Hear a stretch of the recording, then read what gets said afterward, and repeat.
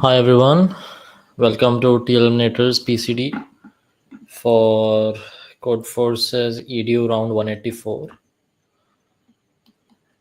Codeforces EDU round 184, Div 2.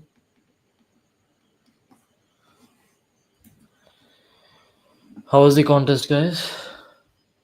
Let's see, lot of text. Yeah, it started a bit late today. Sorry about that.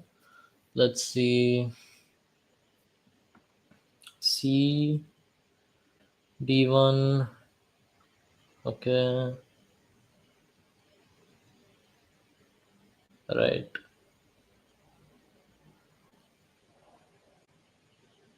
Depressing.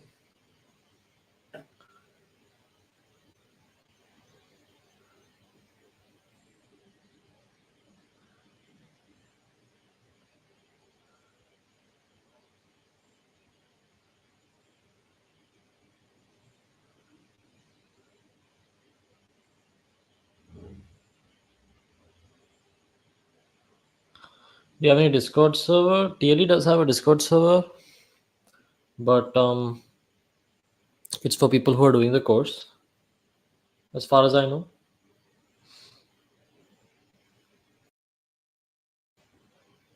The context was hard. Was it hard? Personally, I felt like it's an EDO round, so the questions are a bit standard. So I would say they were on the easier side only. Although I'm very confused about D2. Okay, guys, let's go back. Let's go through it one by one from A to D1. All right. Looks like most people could do like 2 or 3 problems from what I can see. So we'll do it that way. Okay. Okay. Some people solved 0 questions also, so that's fine. That's fine. No worries. Right. Okay, we'll begin with problem A now. Problem A. Problem A. Okay. Right. So problem A, Alice and Bob. The problem states that Alice and Bob have a bag with n marbles and an integer v of I written on the ith marble. They play the following game. Each player chooses an integer. Let's say Alice chooses A and Bob chooses B. Then they choose marbles from the bag in any order until the bag is empty. For each ball, the point goes to the person whose chosen integer is closer to the integer on the marble. Okay, so basically for each marble, if A is closer, then Alice gets the point. If B is closer, then Bob gets the point. If it's a tie, then Alice will get the point. Okay, now Bob has found out in advance which integer Alice will choose. We have to help him choose his integer to maximize the number of points he receives, right? So basically Alice's integer is fixed and we need to figure out how many points Bob can receive given that he already knows Alice's integer. Okay, so clearly since we need to think about which marbles are nearer compared to other marbles and which is nearer to A, which is nearer to B, let us think about all the input numbers on a number line. Okay, so let's take the first test case like 7, 21, and let's think of all the numbers on a number line and see what we can get. So yeah, also time complexity n goes up to 10 to the power 5. So the expected time complexity for this problem is obviously big O of n or n log n, right? Big O of n or big O of n log n. Okay, so now for this problem, let's draw a number line and take the first test case 10, 30, 40, 50, 60, 70.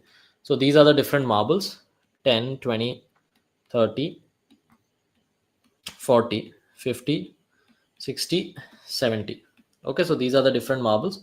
And also Alice's number is already fixed. So let's color Alice's number in red and let's call that number 21. Okay, so this is Alice's marble. Now, what observations can we make about the numbers for Alice's marble, right? So let's say we choose Bob's marble somewhere over here. Okay, if we choose Bob's marble is somewhere over here, let's say this is 42, then what happens? Well, we can see that clearly these marbles on the other side, they will obviously be closer to Alice than Bob, right? So this one will go to Alice. This one will be a point for Alice. 30 is closer to 21 than 42. So this one will be a point for Alice. So Alice gets 3 points. Meanwhile, Bob gets 1, 2, 3, and 4 points. Right? So these 4 points go to Bob, and these 3 points are closer to Alice. Right? So the answer will be 3 versus 4 for this choice of Bob's location. Now, we already know that Bob has already known Alice's position. Right? Bob already knows Alice's position. So what he can do is he can choose a point close to Alice, right? So for example, here when we chose 42, we could not win over 30, right? But what we can do is let us choose some point right next to Alice, okay? Like 22. Fine, so Alice chose 21, Bob will choose 22. Now what happens is basically everything on this side, right? Everything on this side will be closer to Alice, right? Everything on this side will be closer to Alice, and everything on this side will be closer to Bob, right? So basically, by choosing a point right next to Alice, Bob is ensuring that every point on the right side will be his, right? And anyways, if he has to choose something on the right of Alice, then the left side will be taken by Alice, right? So it makes sense that Bob is as close to Alice as possible, right? Similarly, if Bob wanted points on the left side, what he could do was he could be as close to Alice as possible from the left. So he could choose point 20, right? So that he would get everything on the left side, right? So basically, the intuition we're getting is intuition from this example is that Bob should choose point a minus 1 or a plus 1. Okay, so a minus 1 is Alice's point minus 1, or a plus 1 is Alice's point plus 1. Why? Because this will give him all the points on the left of Alice. This will give him all the points on the left of what Alice has chosen, right? So this will give him all the left points, all the left points, and this will give him all the right points. Okay, this gives him all the right points, all the right points, right? So basically, we're ensuring that all the points either on one side become Bob's, right? And the thing is, Bob cannot do better than this, right? Bob cannot do better than this. Bob cannot do better than this, because if he chooses any point on the right, anyways, then all the points on the left will not be available to him. So he might as well choose 22 itself as the point on the right, right? So Bob cannot do better than this, right? So basically, what is our solution? Our solution is to check how many points are there on the left. So in this case, there are 2 points on the left, and in this case, there are 5 points on the right. Yeah. So we check how many points are there on the left of Alice, and how many points are there on the right of Alice. And Bob will choose a plus 1, a minus 1 based on that, right? So basically, the idea will be keep count 1 equals points xi less than a, count 2 equals points xi greater than a. Now if count 1 is greater than count 2, then we want to take all the points on the left, right? Then what we will do is we will say Bob's position is equal to a minus 1. Else we can say that count 2 is greater than count 1, so we'll say that Bob's position will be a plus 1. If it's equal, it doesn't matter. Either way, Bob will get the same number of points, right? So that's it. This is the answer. We can do this counting in big O of n itself by checking all the points. So the overall time complexity for this idea is big O of n, right? Does that make sense, guys? Especially the ones who solved 0 questions. Does this explanation make sense to you guys?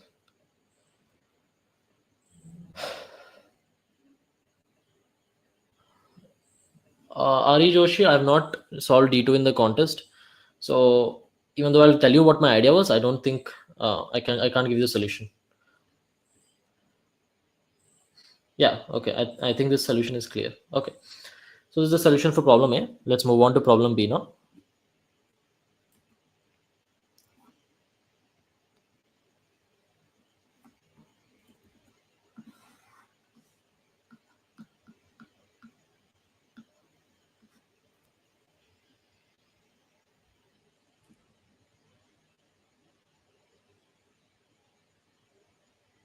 Let's look at the code for A first. Okay. So the code for A, we just take in N and A. We keep a count 1, count 2 for left and right. For each element X, if X is less than A, count 1 plus plus. If X is greater than A, count 2 plus plus. Now, if count 1 is greater than count 2, we print A minus 1. Otherwise, we print A plus 1. Right? So that's it. Okay.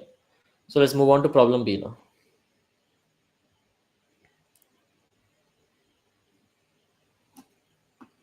Okay.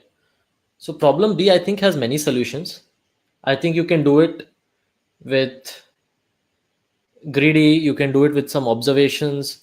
You might be able to do it with DFS also, right? I thought about doing DFS on this problem, but even if you don't know advanced techniques, this can be done pretty easily with some clear thinking and some observations.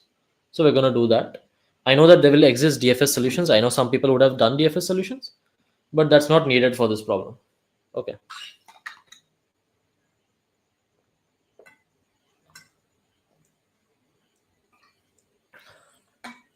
The problem goes, there's a river flowing in front of Monocarp's house, which is basically a strip of cells of which is like a string S. Now, if it's a less than sign, it means it's a leftward current. If it's a greater than sign, it means it's a rightward current. And an asterisk means it's a no current. Okay.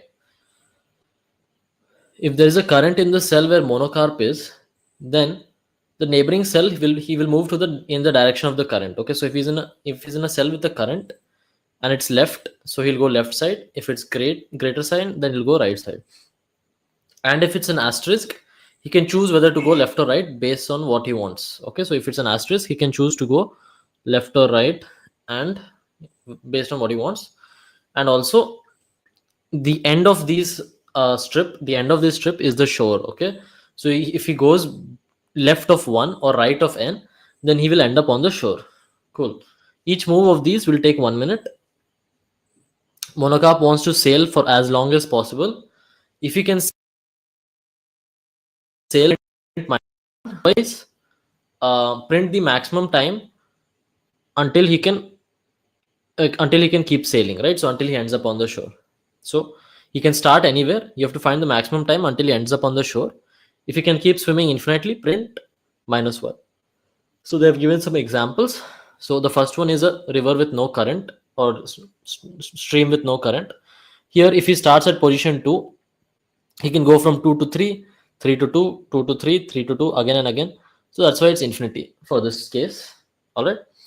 Now, if you see the second case, it's left, left, left, right. So no matter where he starts, he's going to move to the left. Or if he starts at the last position, he's going to move to the right. Now, as you can see, it takes three moves at most to reach to the complete left shore. That's why the answer is 3, right? Now, this is again -1, because if he starts at this asterisk, he goes left, he'll come back right, goes left, come back right, and he can do infinitely. So the answer is -1. Only an asterisk, the answer is 1, right?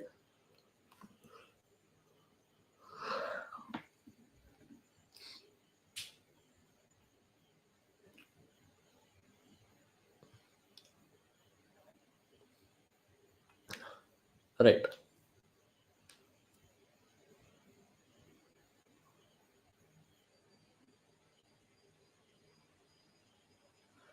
Roman Reigns, your question is saying that isn't 22 closer to 21 rather than 30?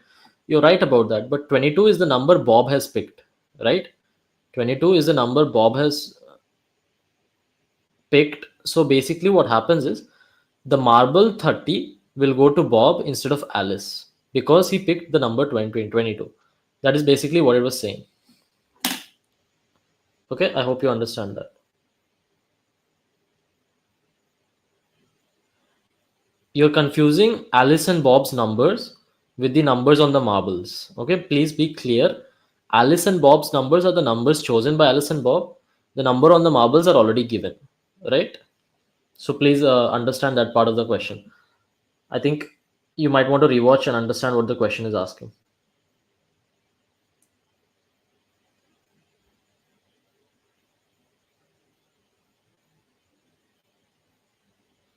What was the tag of problem C? I don't know. We'll see that when we come to problem C, I guess. Anyways, okay. So basically, what the question problem B is saying is that we are given some of these symbols, right? Right symbols, left symbols, so on, like this in a stream. Okay, and some symbols are like we can go at the any position we want, right? So basically, what's happening here is that um, if you start at a given position, right, and it says left or right, then we can only go left or right. So, for example, if we start here, we can go right, right, right, right, and then left, and then right and left and right. So this is infinity, right? This is infinity case. But basically, um, what the question says is, if we start at a position which is not an asterisk, we have to follow where that position takes us. If we are at an asterisk, we can choose whichever way to go, right? If we're an asterisk, we can choose which way to go. Now we need to find the maximum length of path. Okay, so the first thing we'll do is, let's try to figure out what makes a path infinite. Okay, we'll try to figure out what makes a path infinite. Okay, what makes a path infinite? Okay, what are the cases? What cases can we get infinite path? Fine. So in the cases we get infinite path, either we have so let me just write the cases. Okay, so either we have a right followed by a left. Okay, so in this case, if we have us like this, right, so it will be like right left right left right left. So this will go for infinity. Now we could have a right followed by a star, right? If we have a right followed by a star, then what we can do is go right, then use the star to come left, then go right left again. Okay, the other case is a star followed by a left, right? A star followed by a left. In this again we can go right left again. And then the final case is, star star, right? Star star. Okay, so in all these cases, if this exists in the string, then answer is -1. Okay, answer is -1, right? Now we claim that if these do not exist in the string, then there will always be an answer. Okay, and let's try to see what kind of strings will not have any of these. Okay, what kind of strings will not have any of these? So let's say the string begins with the right symbol. Okay, let's take example string. Let's try to see what kind of strings satisfy these conditions. Okay, so let's take an example string which starts with the right symbol. Then if you add more right symbols, right, that's fine. But if we add a star symbol at any point, right, if we add a star symbol at any point, then it's going to take us, then we can take it as left. So this will not be possible, right? So there cannot be a left symbol, there cannot be a star or a left after the right symbol. Okay, after the right symbol. Okay, so basically after this there can only be more right symbols, there can never be a left symbol or a star symbol, right? So we can have that. Okay, now example 2. All right, let's say we have left symbols. Okay, we have left symbols. Now after this, if we have a star symbol, that's okay, right? That's okay, because from a star we can go like this and we can come back, or we can go to the right and we can go to the shore. Fine. And after this also there can be right symbols, and this is also okay. It's also okay, no issues. That basically there's no infinity over here, right? We're looking for infinity, and there's no infinite case, because if we go right from here, we go like this. If we go left from here, we go like this. Okay. Okay, now what if we had a star somewhere here? Okay, what if we had a star like this, right? And now this case will be infinity. This is infinity. Why is this infinity? Because we had two symbols for the left, right? And then we have some symbols for the left, but we have a star here. So if we go left here and then come back right here, right, left right, again we'll get infinity. So basically there cannot be a star in between, right? Cannot be star in between, right? Otherwise it will be infinity. Otherwise it will be infinity, because we got this star left, right? This thing got triggered, so we can't have that, right? So basically if you see all these cases, like you see case 1, case 2, case 3, case 4, The strings which are not in these cases, they will have one thing: they cannot be star after the left or right symbol, right? And the star will only come, the star, there cannot be two stars together also, and the star will be only after all the right, or after all the right symbols and before all the left symbols, right? Basically that's what happening. So we can say that the only valid cases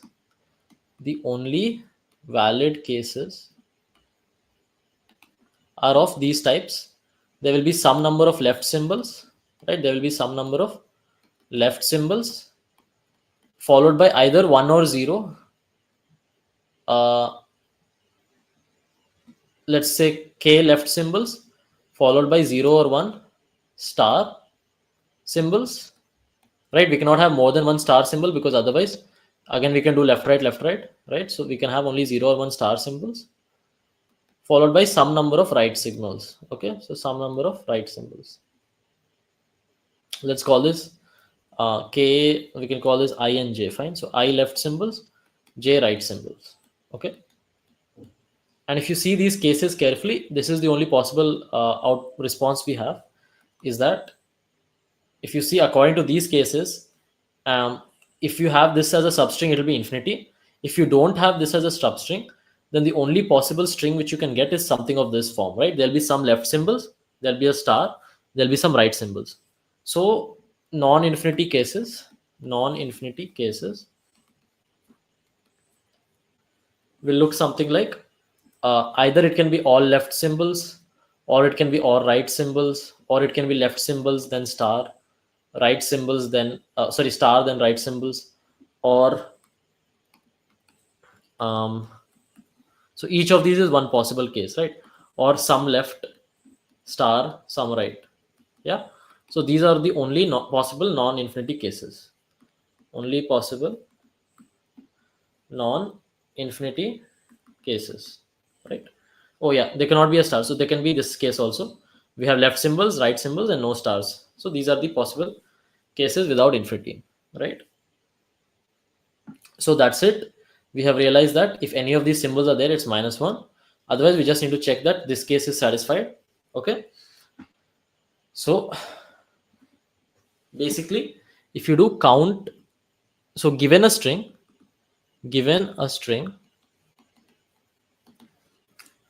let c1 equal to the count of left symbol, right? Count of left symbols. So what are the left symbols? We'll call the left bracket, right? So this bracket. C2 equals the count of stars, right? The count of stars.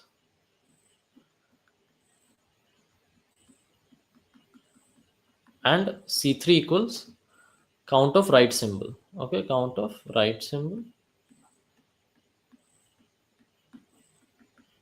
Okay.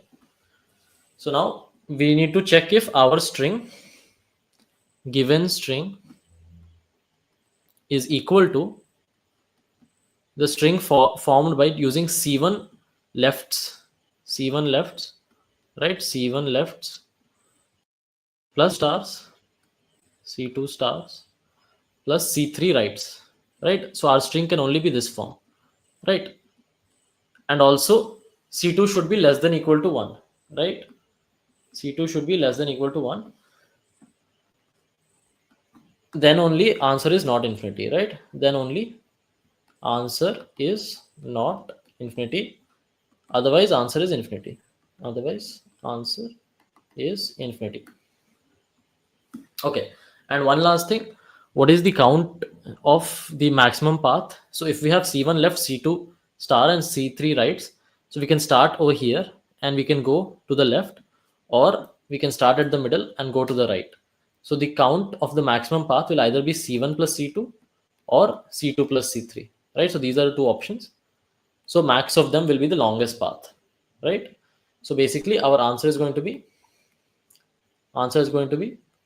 in this case, we can simply see out max of C1 plus C2, C2 plus C3, right? And that's it we need to do for this, see out. And for this case, we can see out -1, right? So these are the two cases. And as for the time complexity, again, we just need to do big O of n. We need to count these C1, C2, and C3 in this string.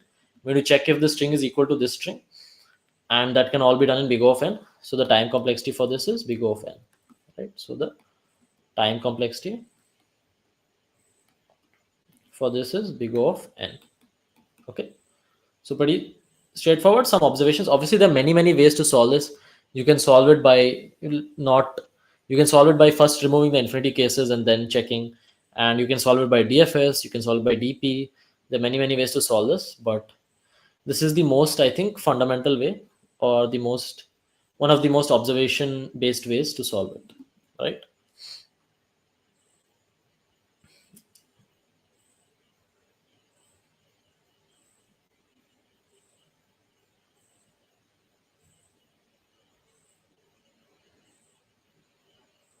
Yeah, educational problems usually have more standard questions. C was very standard, yes. C was just some prefix condition with some ideas. Okay, so now let's have a look at the code. So I've explained the problem B. Let's have a look at the code for B. It's pretty short only. We take in the string S, and n is the size of the string S. C1, C2, C3 will be the count of left, star, and right. So for each element, if it's a left, count plus plus. If it's a star, count plus plus. If it's a right, count plus plus. Okay. Now we're going to check if it's equal to the string with C1 lefts, C2 stars, and C3 rights. Okay. So first we're going to check if this string is not equal to S, that means it's having infinity case. Or if C2 is greater than 1, again it's having infinity case. So in that case, we output -1. Otherwise, we can simply output max of C1 plus C2, comma C2 plus C3, right? So that's it. Just implementing the idea which we had. Just have a quick look at the code and then we'll move on to problem C.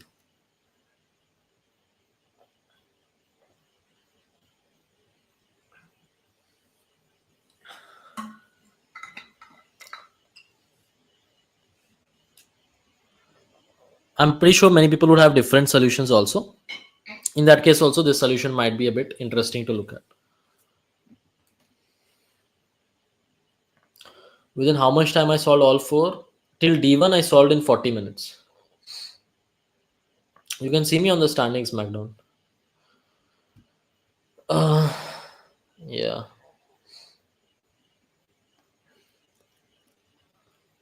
Roughly 40 minutes. Then D2 I got stuck for quite a bit. I'm still not sure how to do D2. I was getting TLE repeatedly, but yeah.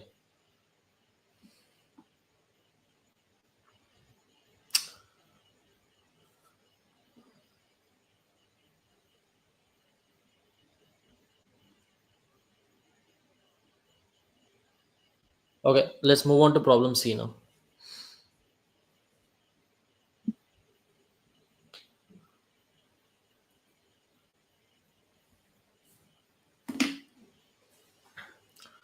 You're given an integer array A of length n.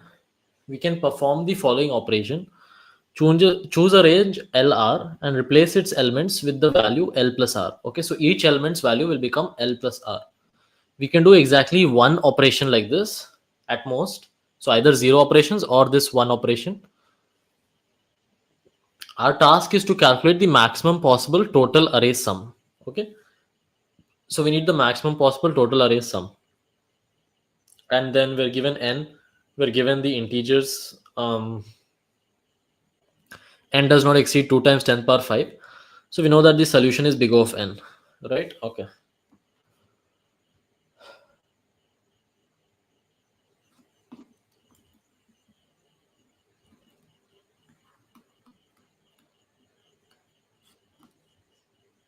Okay, so n is less than or equal to 10 power 5. So we can say that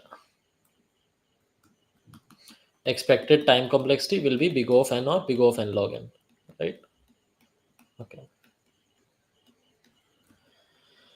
Cool. So how do we approach this problem, right?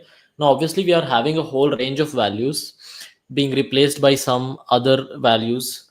So obviously, thinking in terms of prefix sums, so this should be something which you should have as a skill or practice. Okay, so this is something which comes from practice.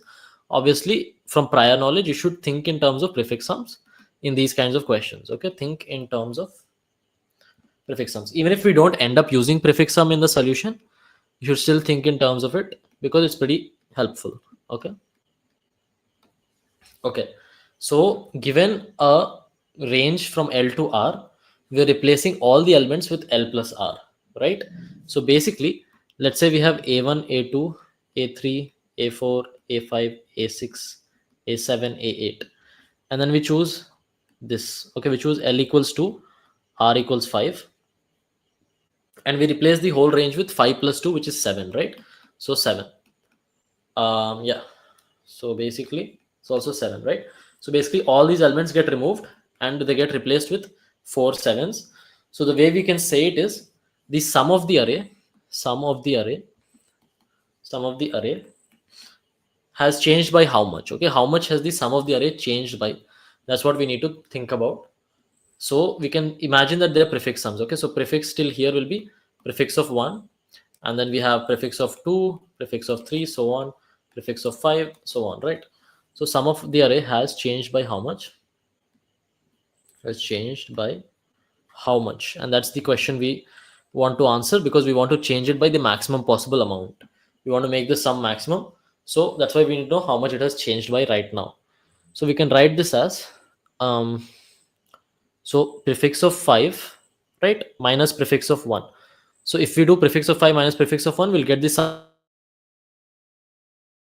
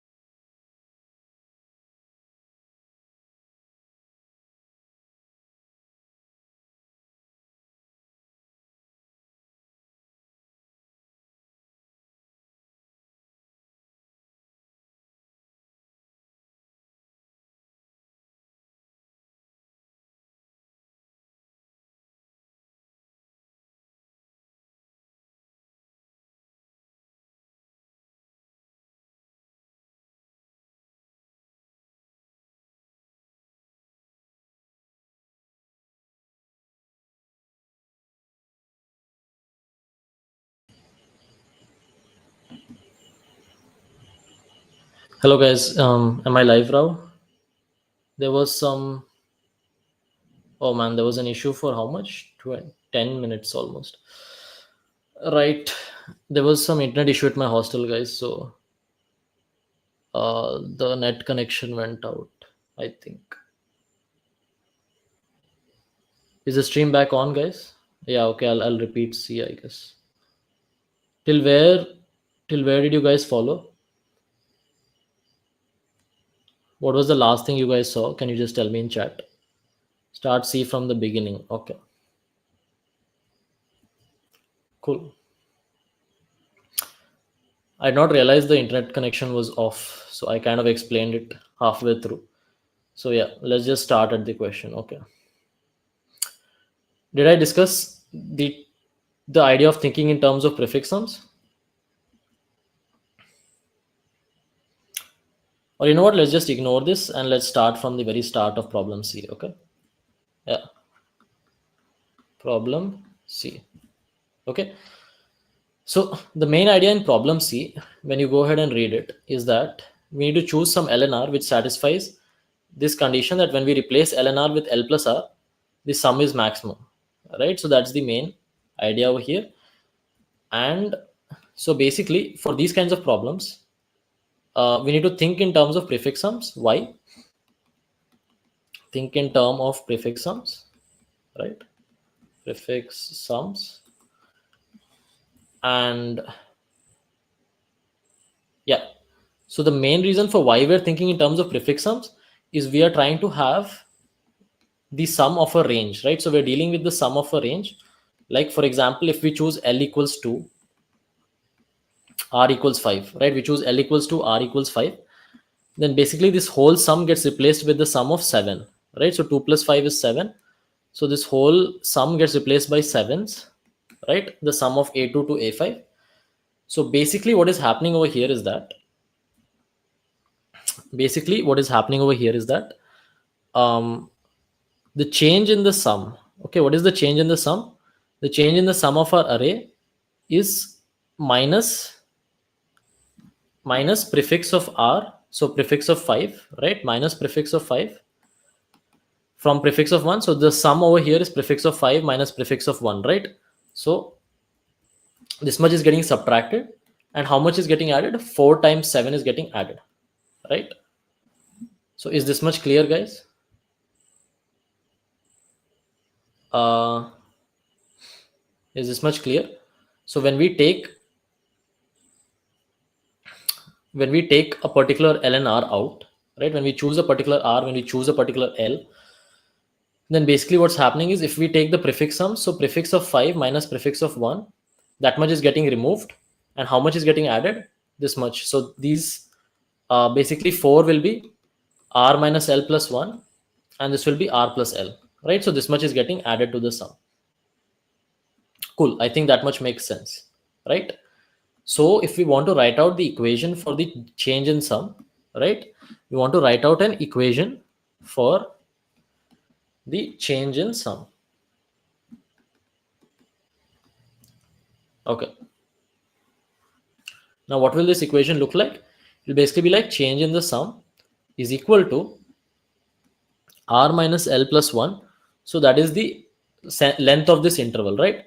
So if you want 5 minus 2 plus 1, that's equal to 4, right? So 4 elements are there which are getting changed. The length of an interval equals R minus L plus 1 times whatever value we're replacing with. So each value is getting replaced with R plus L, right? R plus L. So that's the value we're putting it here. And what is getting subtracted? What is getting subtracted? So the prefix of R minus prefix of L minus 1, right? So prefix of R minus prefix of L minus 1 is getting subtracted. Okay. So is this equation understandable, guys? Is this equation clear? Why this is true? Make sense?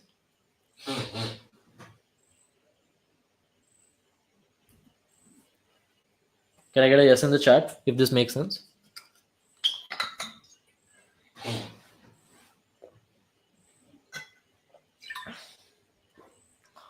Yeah. Okay. So now the problem with this equation is the R and L is mixed together. So if we want to find the maximum value for this equation, what ends up happening is we need to check all possible values of R and L, and that will take us n squared, right? To find values to maximize this, right? To find values to maximize this, we'll take big O of n squared, right? Because R and L can be n different values, so the total time complexity becomes n squared. So here we're going to use a common technique. Okay, we're going to use a not a that common technique, but like it's a well-known technique, and the idea is, um, very common to not only computer programming but math in general. And the idea is going to be separate your variables. Okay, separate your variables, right? So we can observe that all these variables are separatable, right? R variables are separatable then compared to the terms which depend on L. Okay, so how do we do this? Let's just simplify the formula by multiplying it out. Okay, so let's multiply the formula.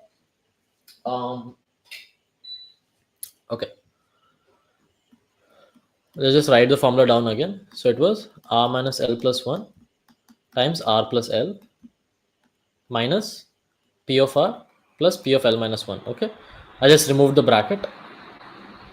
Now let's go to the next step here, and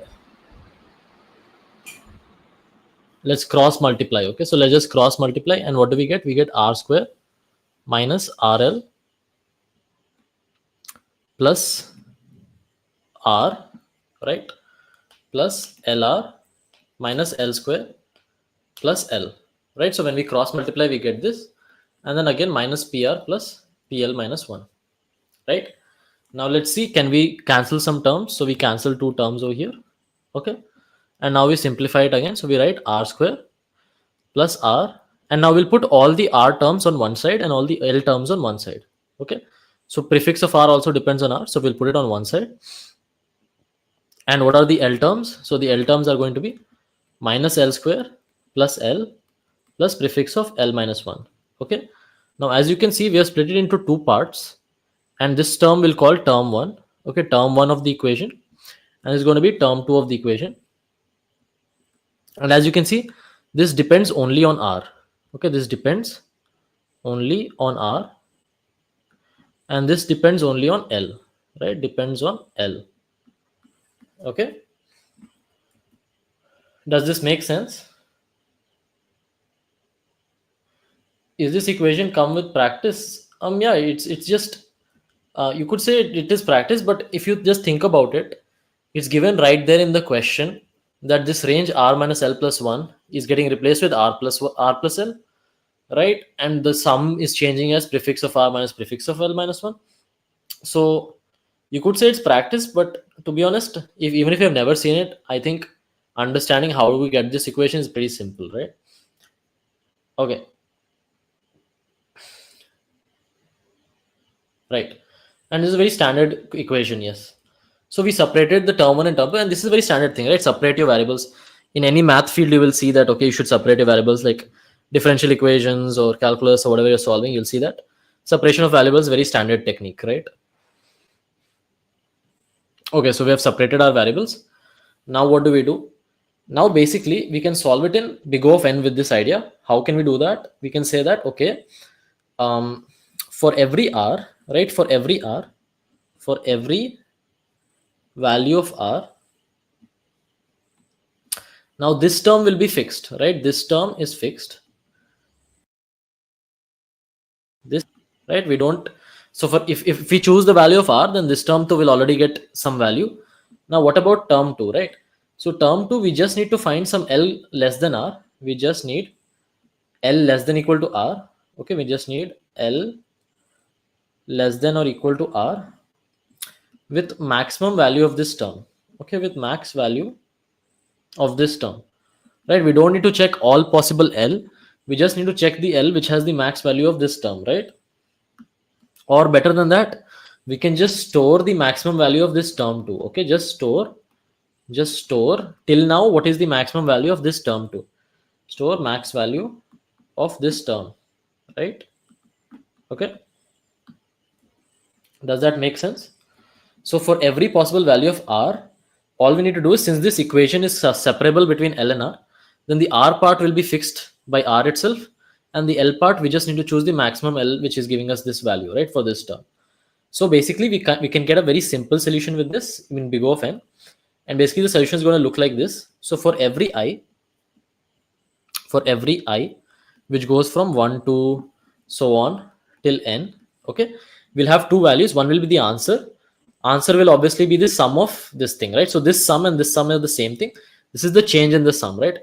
Remember what we're calculating is change in the sum under the operation, right? Change in sum.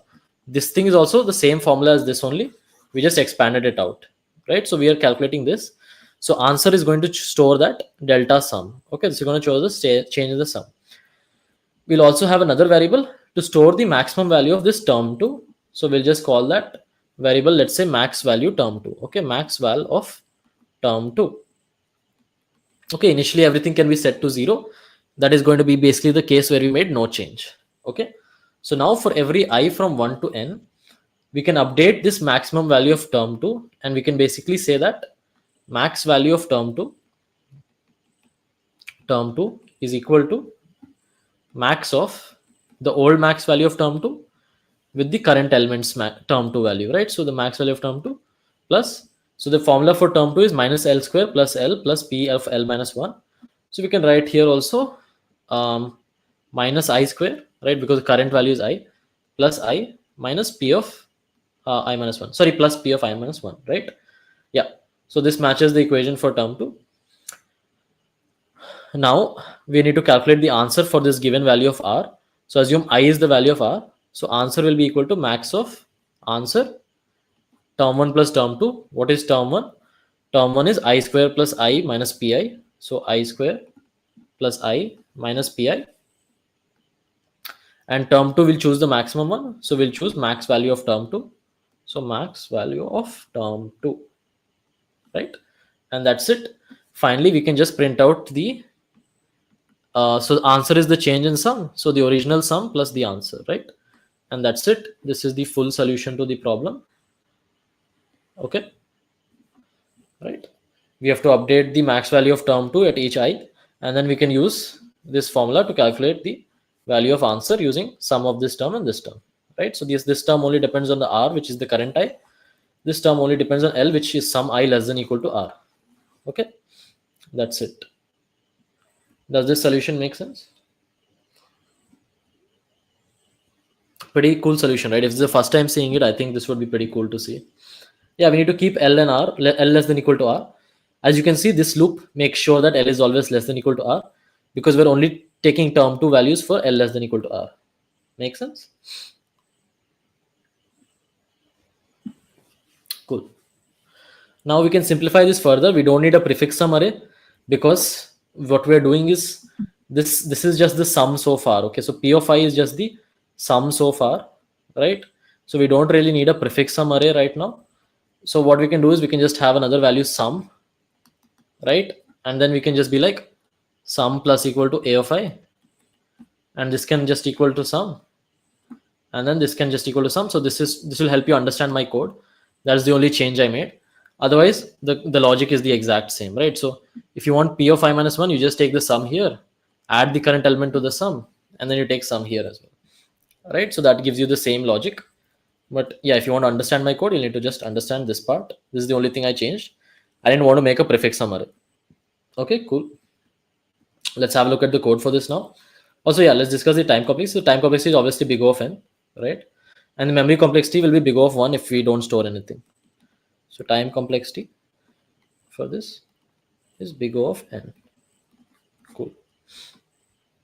Right, and this is not a while yeah, this is pretty cool thing to see. It is actually a pretty standard technique in some CP problems, like I've seen it before. Anyways, let's have a look at the code. Okay, so here we are not even like, we don't even need to store actually the values of A of I. I was just storing it for convenience, but there's no reason to even store it in memory. We can solve this with O of 1 memory. Okay, so we take in n, we have sum, answer, and maximum value of term 2. So this is maximum value of term 2. Okay, I didn't want to write the full variable name because no one writes in a contest. This is how I wrote it. As you can see, the exact same thing for each I. The maximum value is equal to minus I squared plus I plus sum, right? So this is what term 2 value gets updated. Then we take in the new input and we add that to the sum. Now the maximum answer of term 1 plus term 2, we are maximizing that.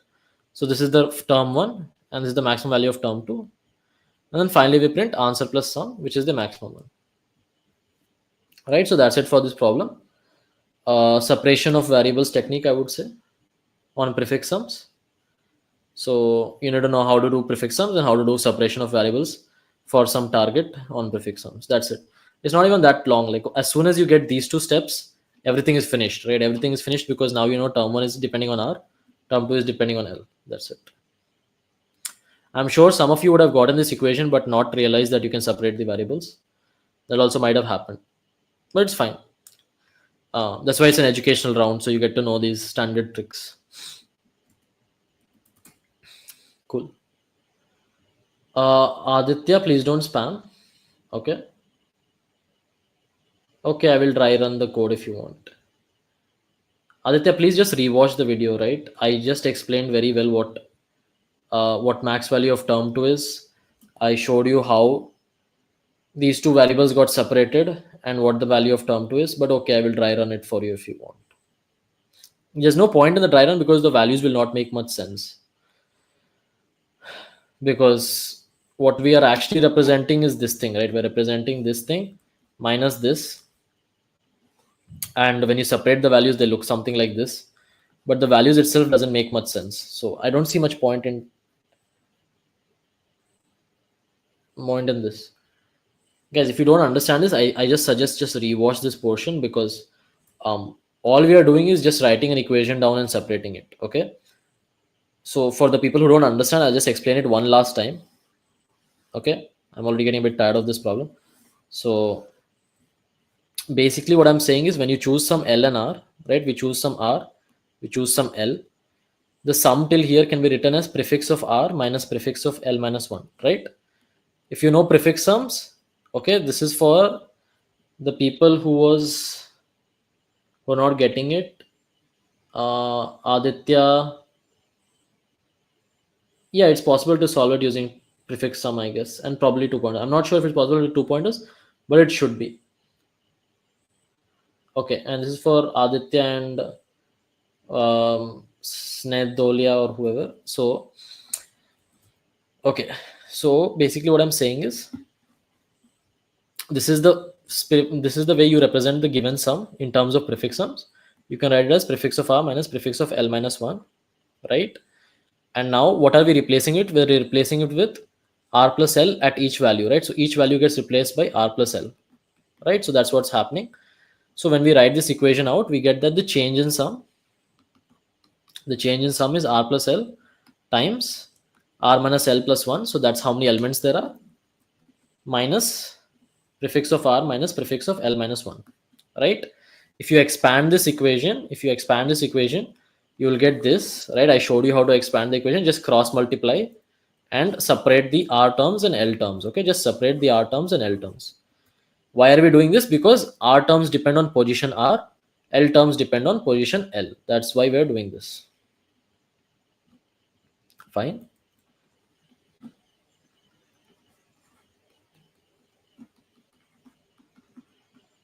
Right? And then this is going to be your term 1 and this is going to be your term 2. Right? Each position has some value of term 1 and term 2. Now if you choose your position for term 1, you can choose any previous position's term 2 value and add them and get a change in sum. Make sense? I think most people would have got it by now. Did you understand, Aditya? Did you understand for this? Okay. Let's just take, if you want, an example.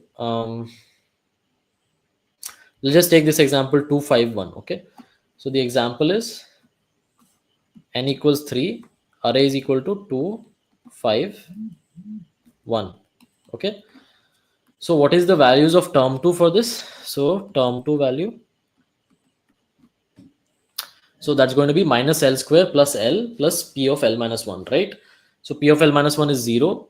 What is minus L square? Minus L square is going to be minus 1 square plus 1 plus 0. So that's going to be 0. Okay. And what is the value of term 2 over here? This is going to be minus 2 square plus 2 plus 2. So that's also equal to minus 4 plus 4. So that's 0. Here also term 2 is 0. Okay. What is the value square? Plus 3 plus P of L minus 1. So that's equal to 5 plus 2, 7. Right. So this is minus 9 plus 3 plus 7. So it's plus 1. Okay. It's plus 1 over here. So these are the different values of term 2. Now for each term 1 value, we're going to see which one we can get. Right. So values of term 1. So if you go through I and you find term 1 values. So first is going to be 1 square plus 1 minus P of R. So that's going to be 1 square plus 1 minus 2. So that's going to be 0. Okay. So here answer will be 0 itself. Now we want to choose 2 square plus 2 minus 5 plus 2. So minus 5 plus 2 is how much? Minus 7. So this is 4 plus 2. 4, 5, 6. 6 minus 7 is minus 1. So obviously we're not choosing this, right? Minus 1 for term 1. And finally, in the third position, it will be 3 squared plus 3 minus P of R. So what is P of R here? It's 5 plus 2 plus 1. So 5, 6, 7, 8. Right, so this is going to be 3 square plus 3 minus 8. So that's 9. That's 4, right? So 4. So basically we say that term 1 can be paired with this. Term 2 can be paired with the max of this. Term 3 can be paired with the max of this. Like this R equals 1 can be paired with this. And R equals 2 can be paired with L equals 1, L equals 2. And R equals 3 can be paired with the max of L equals 1, L equals 2, L equals 3, right? And obviously the best case is to choose L equals 3, R equals 3, right? L equals 3, R equals 3. And we get a sum of 1 plus 4 equals 5, right? So delta of sum is 5. So the answer will be sum plus 5. Okay. That's basically how we're doing it. Make sense?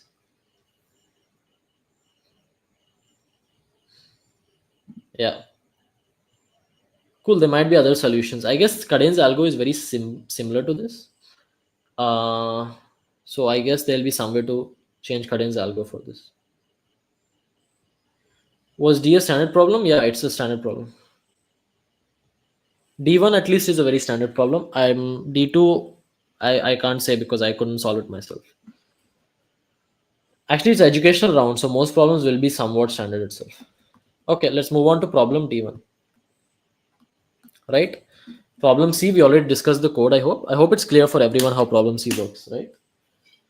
We're just splitting the equation into variable separable form and then separating L and R, finding max of L, and then combining with all possible R. That's it.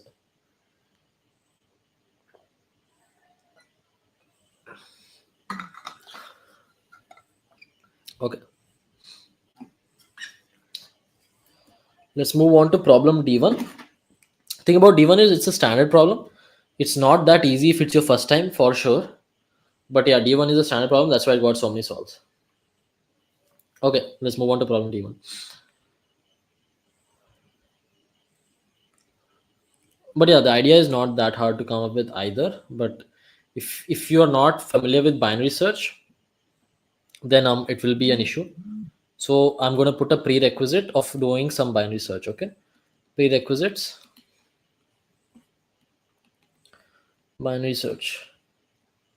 Cool. Let's go ahead and read the problem. We have a sequence of natural numbers from 1 to 10 to the power 12. We modify the sequence by doing the following action x times. Remove all numbers at positions y, 2y, 3y, so on until we reach the end of the sequence. Okay, and then we need to find the kth number in the remaining sequence. Okay, so basically what we're doing is, let me summarize. Summary: given x, y, and k, what we're essentially doing is this kind of algorithm. Repeat: we have all the numbers, given the list from 1 to 10 to the power 12. Repeat x times, remove every yth number. Okay, remove every yth number, right? So every multiple of y position wala number from the list, right? From the list, and we repeat this process x times, and then finally we return the kth number. Okay, return the kth number after this process is done. Okay, so that's basically what we're doing in this problem,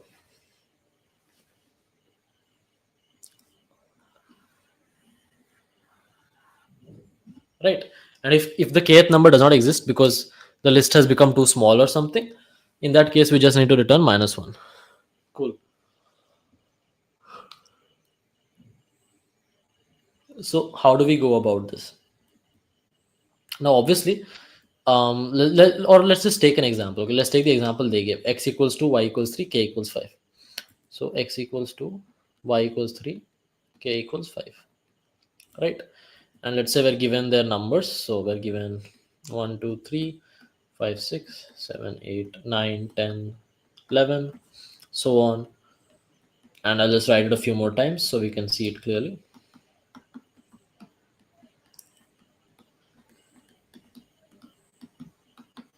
And we want to find the fifth number, right? K equals 5. We want to find the fifth number after 2 times of this operation. So in the first time of the operation, we remove every third number, right? So we remove this one, we remove this one, so on, right? Now these are already removed, right? These are already removed. So let's just write the numbers excluding them. Okay, let's write the numbers excluding them. We can say that 4 5 7 8, so on, right? Right, till 10 power 12.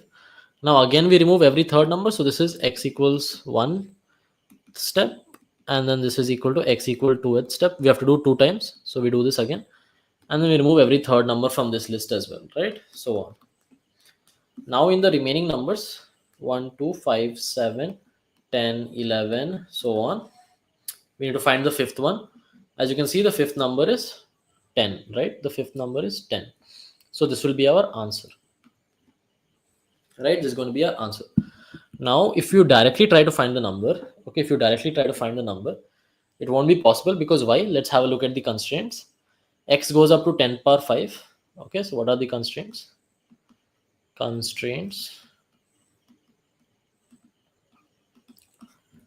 X goes up to 10 power 5,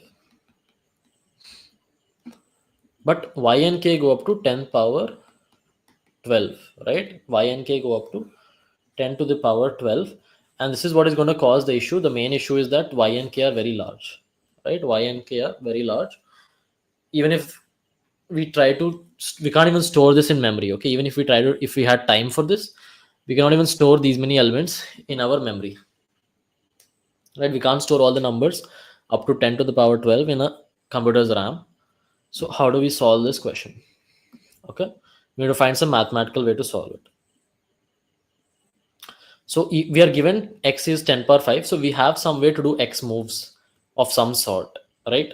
But the thing is, each move we don't know where we're going to go next.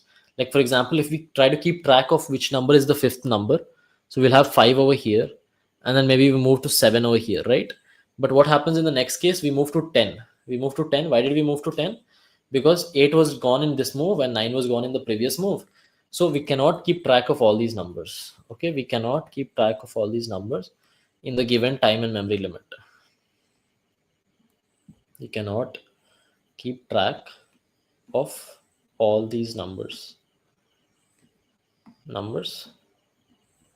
in the given time. Okay, Fine. So how do we attempt to solve this problem? Okay. And for this, you need some either familiarity with binary search, or you need some spark of inspiration to understand how to solve this. But basically, in this process, observe one thing. Okay, observe one thing. And the idea is that if we choose some number like 8, okay, and we say that this is our like barrier, okay, this is a barrier, and then we say that let's say x steps have happened so far. Okay, x steps have happened. Now we can ask how many numbers, how many numbers less than equal to 8 are present in the array. Okay, how many numbers less than equal to 8 are present in the array? Okay, and we can say that, okay, let's say x equals 2 steps have happened, and our y was 3, right? Y was 3. So in the first step, two numbers were removed, right? In the first step, two numbers were removed, and the second step, uh, one number was removed, right? One number was, no, two numbers were removed in the second step as well, and then two here, right? So total four numbers were removed. So we can say that four numbers are left less than equal to 8, right? Four numbers less than equal to 8 are left in the array, in the array, right? Makes sense? Makes sense. And basically we can answer this question for every possible like number like 8, 10, whatever. So we can answer this question in big O of x time. Okay, so how many numbers, let's call it z. Okay, how many numbers less than equal to z are left in the array, in the array after x steps. Okay, and this is our question, and we can answer this. Okay, observe that we can answer this in big O of x. We can answer this in big O of x.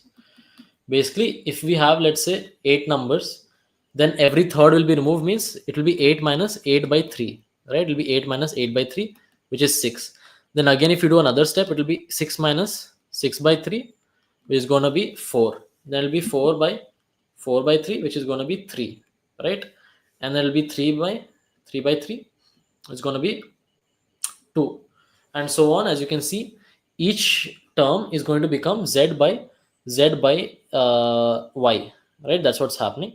So we can do this by saying, how do we do this? We can say that number of numbers remaining less than equal to z after x steps will simply be repeat x times, repeat x times z is equal to z plus floor of z divided by y, right? That's it. And that's how we can calculate how many numbers less than equal to z are left after x steps. Okay, so now uh, based on this information, for people who could not solve this question, can you try and think of a solution? Okay, I've given you the hint. This is the main hint for the problem. You also know that binary search is a solution. Okay, so yeah,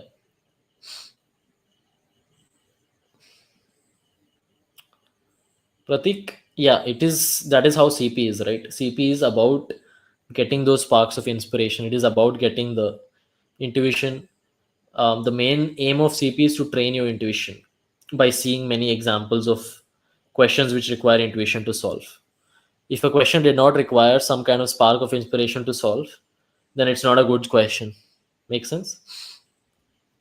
Although this one is pretty standard, yeah. Z Z minus Z by Y, yes. Oh yeah, Z minus Z by Y. Sorry guys.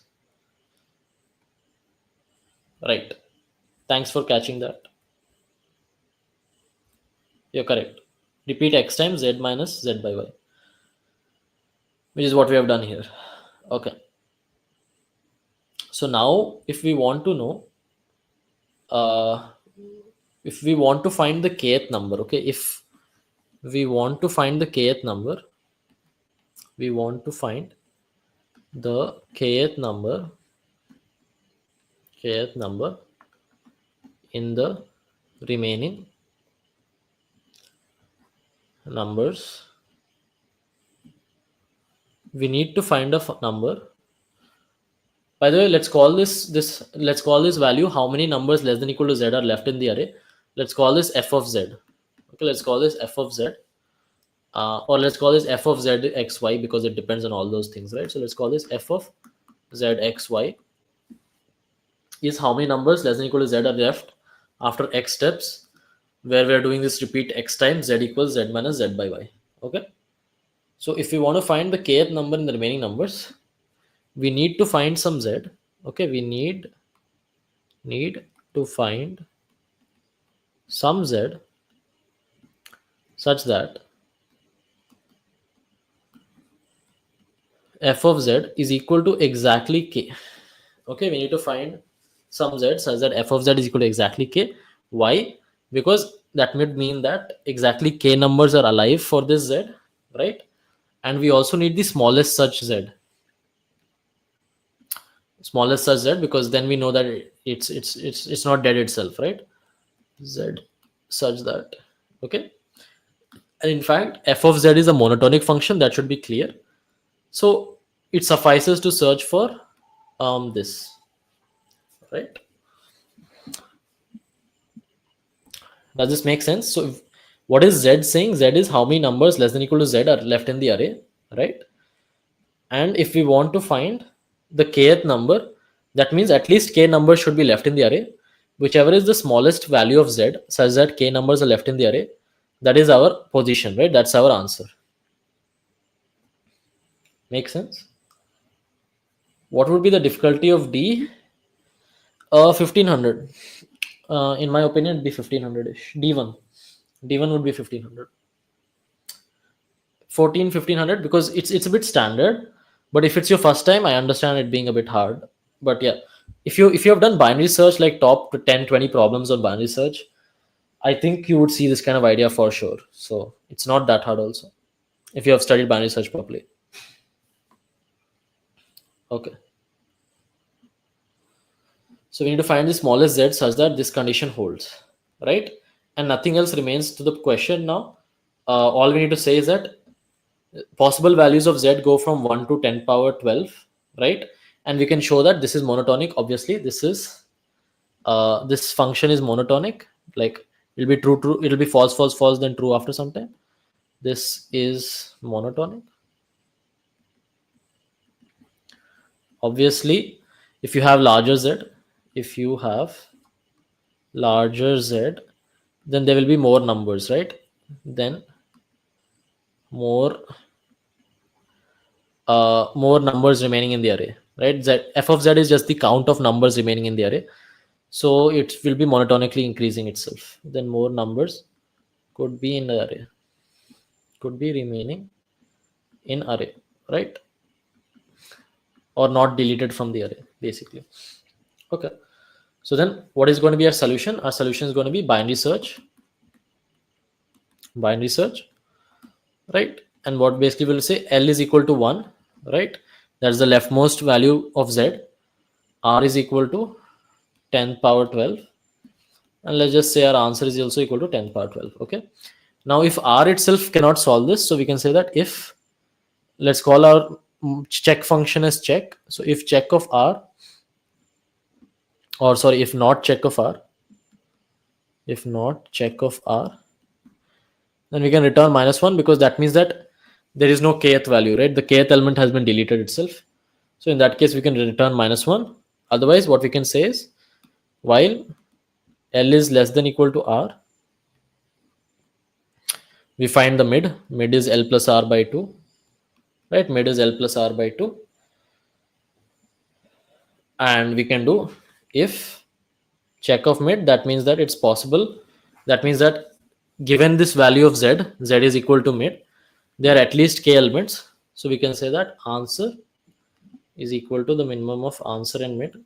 Right? Answer should be the smallest value of z, which is true that there are k elements. And then we can say that now we can look for higher numbers, right? So we can say that L is equal to mid plus 1. Otherwise, we can look for smaller numbers. So we can say that R is equal to mid minus 1. right? So that's it. This is the binary search. And now how do we do the check function? Check function is mostly done. This is only the check function, f of z greater than equal to k. We already defined f of z, so we can basically write this check function bool check of z, and basically it will be like uh, repeat x times z is equal to z minus floor of z by y, return z is greater than equal to k or not, right? So that is going to be our check function, right? So that's it. The check function will take big O of x steps, right? And how much will the binary search take? Our range is up to 10 power 12, so that much time it will take. So the binary search will take big O of 10 power 12, so we can say that's big O of k something, right? Big O of, not big O of k, we can say that's big O of the range. So let's just call that as, what do we call that as? Let's just call that as 10 power 12 itself. So log of 10 power 12, right? So log of 10 power 12. And that's it. So check function times the binary search will be the total time of the program. So the total runtime will be total time complexity big O of x times log of 10 power 12, right? Log base 2.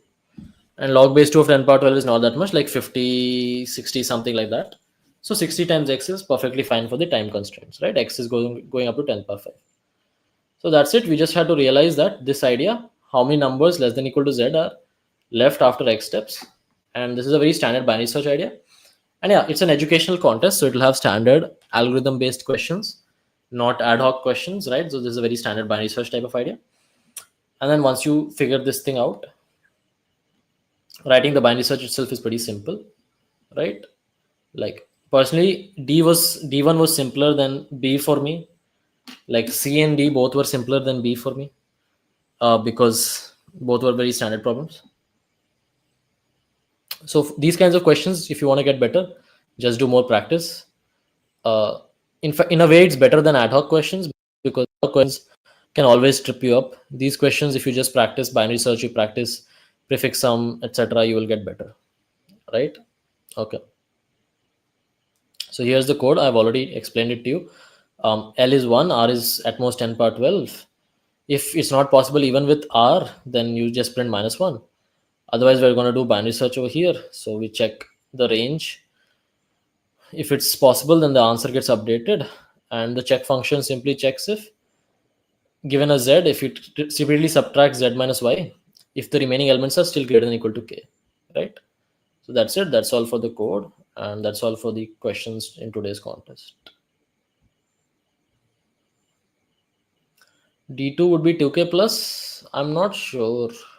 There were a lot of solves. Maybe 1.8 or 1.9 also. I'm not sure. Yeah, binary search and answer is there in TLE level 3. Am I participating in ICPC this year? Yes, I am participating in ICPC this year.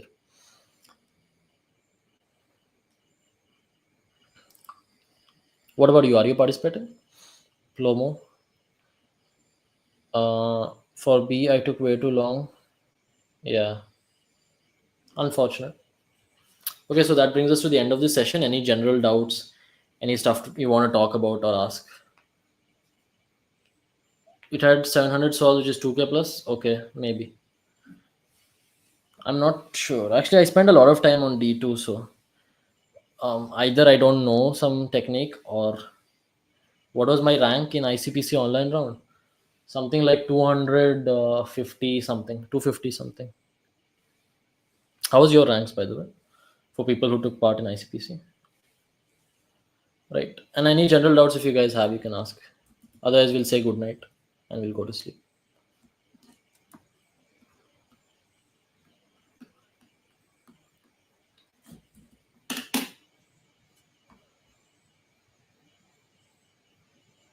DP are tough.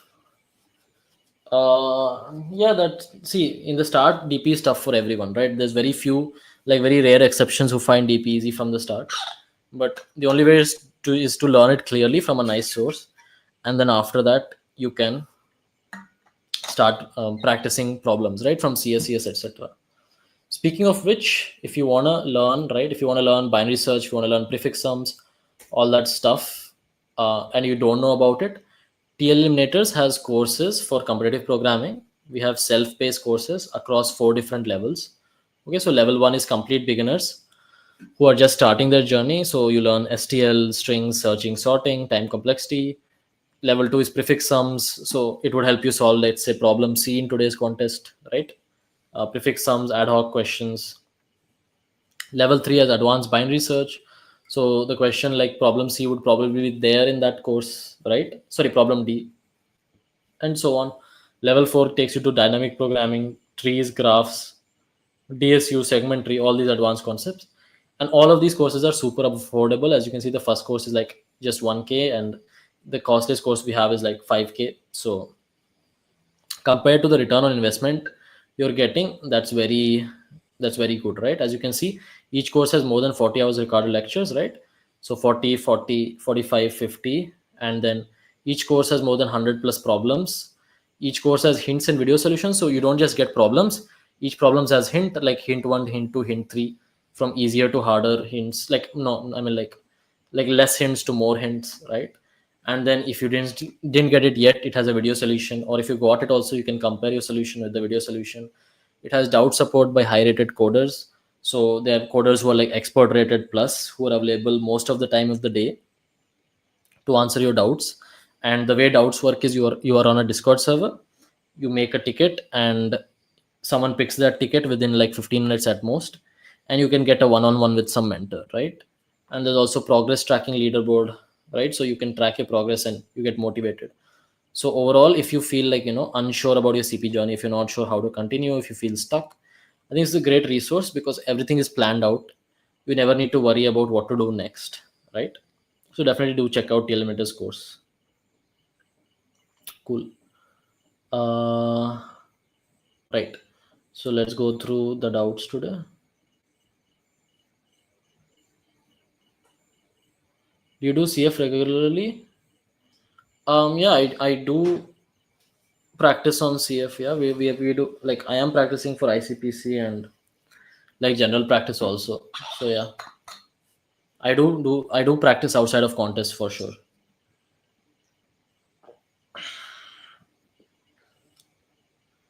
Thought process one should have to be able to solve 2K plus rated. Okay, so if you're solving 2K plus rated problems, then at that point you should be able to think for a decently long time. Okay, you should not just give up initially. You should be able to sit down and do logic which takes multiple steps. Like today, even if you see problem D1, there was not that many steps, right? There was one step. Or problem C today, to separate the variables, there was one step and then everything was solved. Mostly problem Ds will have similar level of ideas, but they will take multiple steps, 2 3 steps for 2K rated problems, similar types. So when you combine both the 2 3 steps, then you get your final answer. And yeah, so you just need some patience for that, and practice. That's about it, I would say. 2K problems, and obviously you need your basic topics down, like DSU, seg tree, um, DP, binary search, all that you should be familiar with, obviously. What are other DP source? There is AtCoder's DP problem set, so you can check that out as well.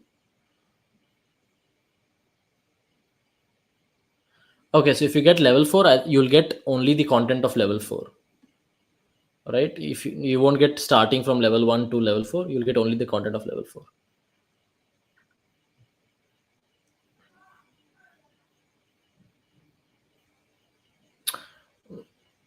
Well, for your question, Janga, see, everyone has their level of solving right now, right? The main thing to improve is to upsolve after the contest, and also to solve the level of questions where you get stuck. So if you see that you're always able to solve 2 problems in div 3 code chef, then you should see what kind of questions are the third and fourth problem, right? So the third and fourth problem of previous contests, upsolve them. Even if you're not given the contest, just upsolve the third and fourth problem from previous contests. See what kind of topics are familiar and familiarize yourself with that, and that's the only way to progress. Okay, no, we solved four problems in the online round. We kind of ran out of time on fifth one. Well, Spartan, if today's C and D you couldn't come up with, then it's mostly a lack of, I think, theory, because today's C and D were very standard theoretical-ish problems. C was mostly prefix sum advanced ideas, and D was mostly binary search ideas. So go strengthen those topics, I would say. Today AB were just like ad hocish, but C was just a prefix sum and D was binary search deep. So if you know both prefix sum and binary search to a decent level, you would have solved them. All right then, guys. This brings us to the end of the session. I think it's time to say good night. Right. So good night. Thank you everyone for watching, and we'll see you in the next PCD. All right. Bye bye, guys. Do absolve the questions. Okay. Good night.